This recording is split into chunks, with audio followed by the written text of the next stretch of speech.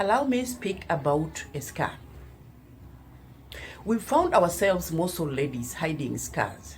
We found ourselves putting a lot of makeup because of the pimples, because of maybe the scars that we have, because of the maybe reactions of the lotions or something. We found ourselves covering the scars from our legs, our hands, everywhere. You find somebody so uncomfortable with everything because of what people will say. Can you imagine in jail? You're like, even an animal in a zoo is better than you because people visit.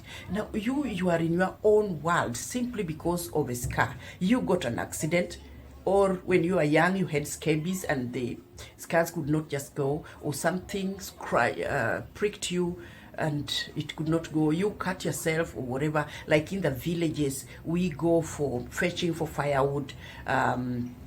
When I talk in general. Yeah, there are girls and there are kids and there are people who knows not what fetching firewood is. They don't know how to burn charcoal. They don't know all this, but me, I know them because I'm a village girl. So when I'm talking about this, I'll talk about those people raised in town and also raised in the villages in general. Yeah, so you find that so many things happened in your life that you could not take, and they left scars in your body. Maybe you are being beaten when you were young, or maybe you got a fight one day, or something happened that brought that scar. Or maybe it's a wound in your heart. Yeah, we are being hurt in several ways. It can be an invisible scar, and some scars are visible. So you find people sinking and being lonely and taking to some styles of clothes because of a scar which is visible. Some people being introverts because of the scar that is invisible. So I want to talk to you today out of it. You have to accept and learn and know that scars are a reminder, and they are the shock absorbers of success. Like, if you have a scar of failure, like maybe your stepmother or somebody or the company that employed you sent you away, you have a scar of marriage, you have a visible scar because of some fight or some firewood fetching, or when you are going to play, you have a scar that reminds you of that worst thing in your life that you don't want to go to.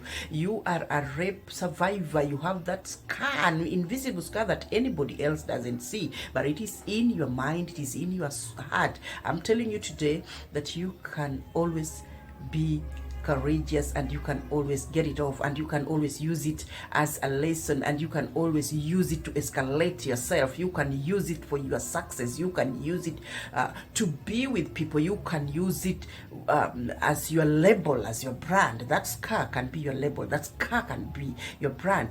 It has reached a point where some parents fear even moving with their disabled kids. I feel so sad always when somebody calls me to just go and speak to her child inside the house, and we are not accepted to go out of the veranda simply because they don't want, the neighbors should not see because of what.